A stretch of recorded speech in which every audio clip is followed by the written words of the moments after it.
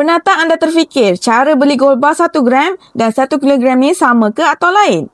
Jawapan dia sama sahaja. Di Public Gold, semua jenis emas boleh dibeli dengan 2 cara utama. Cara pertama, anda boleh buat belian terus, physical outright purchase. Contohnya, kalau anda ada kurang lebih RM420, anda boleh terus dapatkan gold bar 1 gram. Kalau anda ada sekitar RM410,000, anda boleh terus beli gold bar 1 kilogram. Cara kedua, anda boleh menyimpan sedikit demi sedikit melalui akaun emas Gap.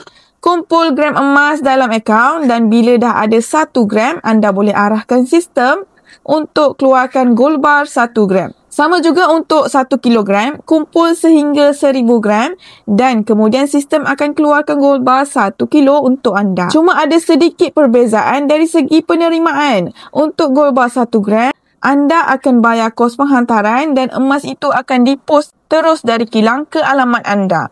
Tapi untuk gold bar 1 kilogram, ia tak boleh dipos. Anda kena buat temujanji dan ambil sendiri di cawangan Public Gold pilihan anda. Kalau anda nak mula menyimpan emas, boleh rujuk pin video saya. 5 langkah mudah untuk daftar akaun emas secara percuma saja.